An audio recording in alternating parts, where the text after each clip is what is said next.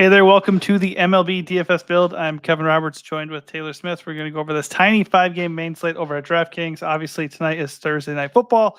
So if you want a little help doing the showdown contest, kick it to the end of this video or go to our channel at DFS Build to watch our breakdown of the builds for Dolphins game. But that said, there is still some MLB to do, and we can possibly win some money. If this video helps you out at all, give it a like and also subscribe to the channel. All right, Taylor, let's not waste any time. It is a small slate. It's probably going to be a disaster, but you never know what's going to happen.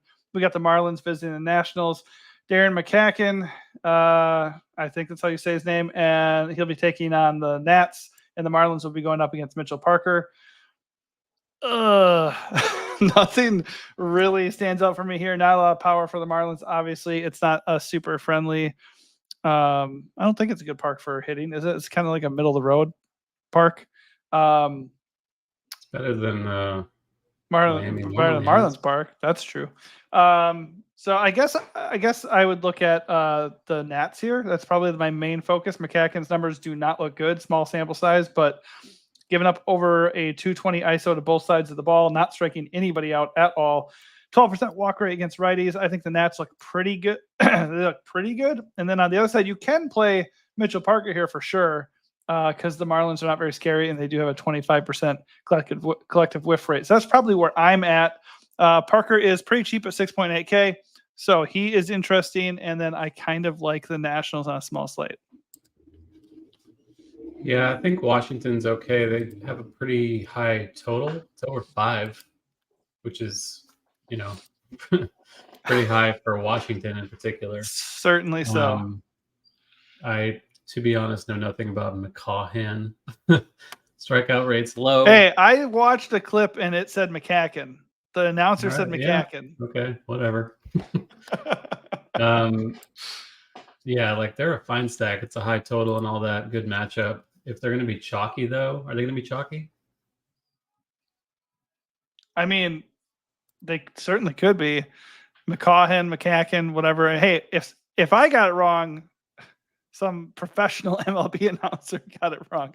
But his numbers don't look very good, so it's entirely possible. Boy, that's always a fun slate when the Nats might be chalk. I mean, if that's the case, I'll gladly get away from the Nationals, honestly.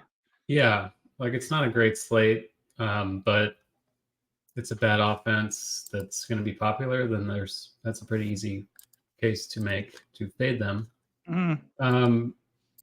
It's a good spot. I don't mind it at all against a very unproven rookie pitcher.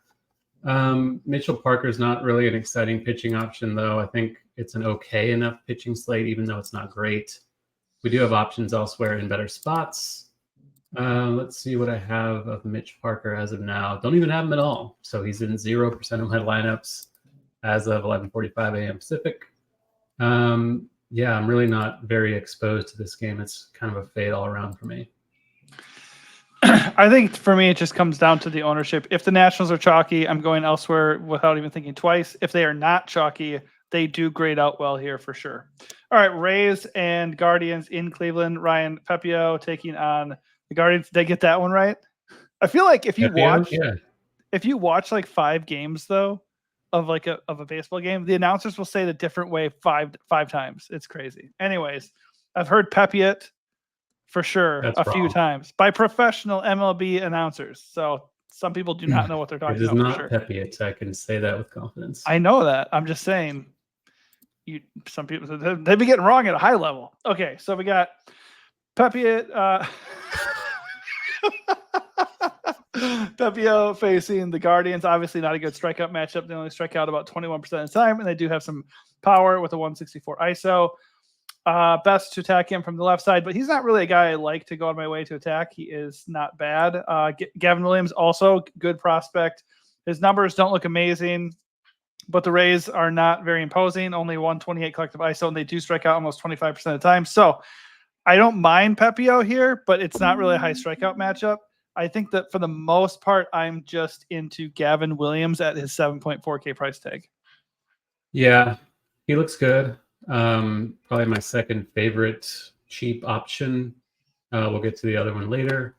But good enough spot. Tampa Bay's lineup is not threatening. High strikeouts. Gavin's own strikeout rate's decent enough. So I think he's a good play. As far as offense goes, I'm not really dying to target Pepio. Guardians offense is also not the most exciting thing on paper. I suppose you can play Tampa Bay a little bit if Gavin Williams is going to be chalky, which it appears he will. And I do have them a decent amount. It is a good power park, especially for lefties. They do have a handful of lefties in there as well. So I think they're an okay stack for leverage. In terms of raw projection, they don't look good, but as a differentiator, I think they look pretty appealing.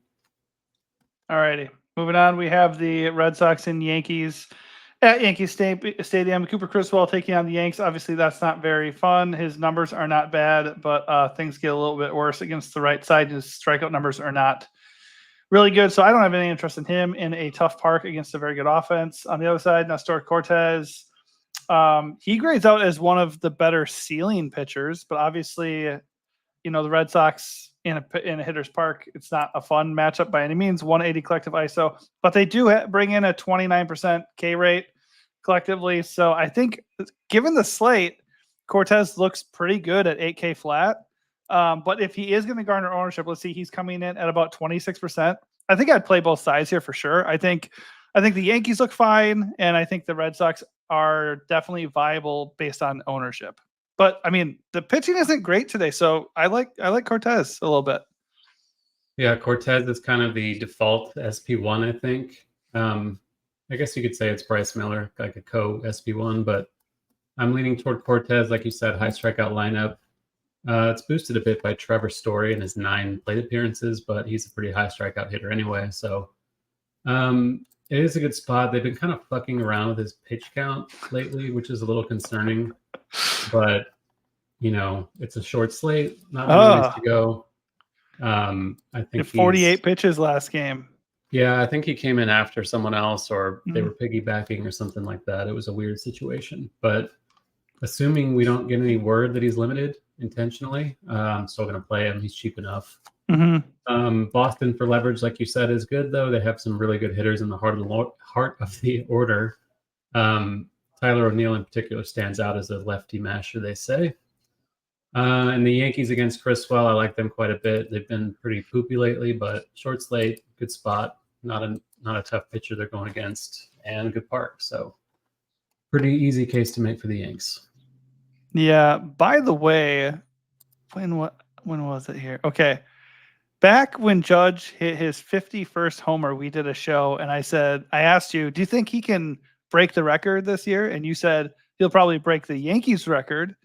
And that was August 23rd. He has not homered since. What the frick has been going on with Aaron Judge? He's been hitting lately. He's been hitting lately, but just no dongs. This could be the night. For him to dong. So yeah, I do like Yankees, and I am okay with playing both sides of the Red Sox spot. Kumar Rocker, is this his MLB debut? Hell yeah.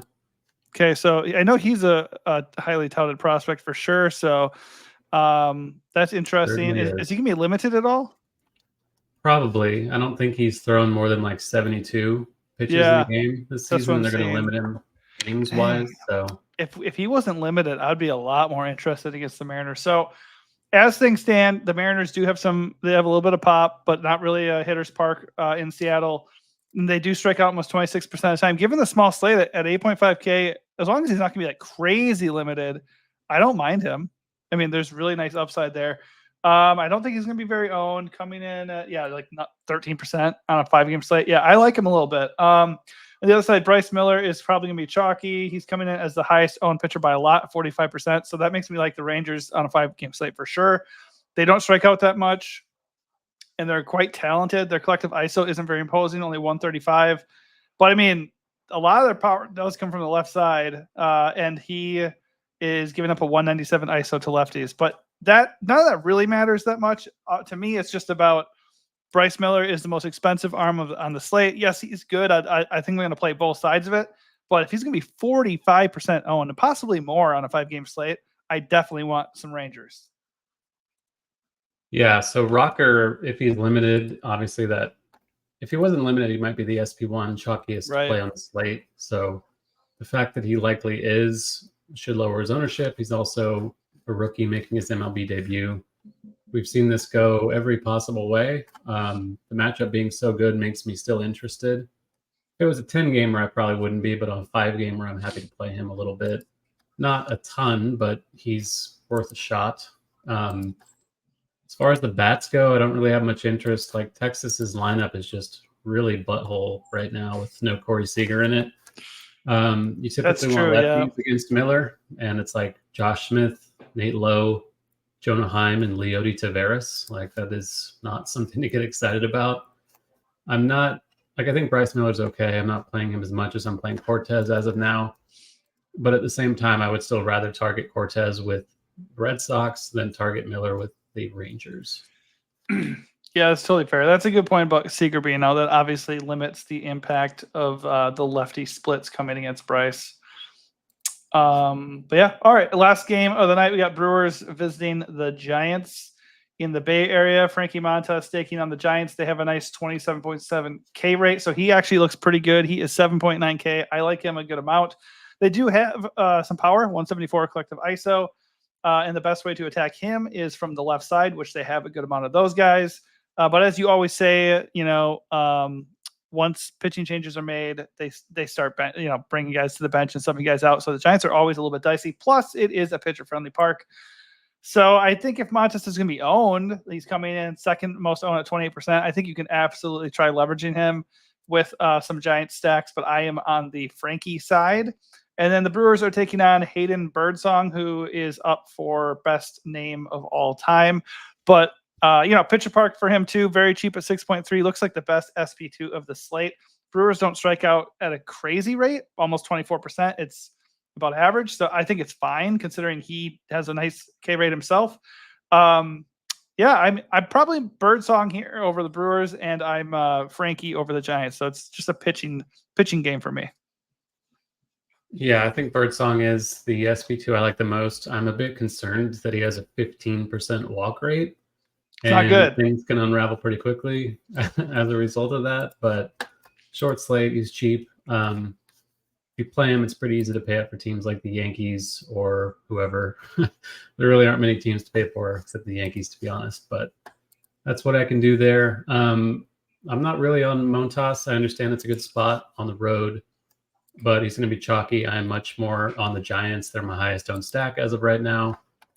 I assume it's a pure leverage thing. It's not like the Giants at home are ever an exciting stack.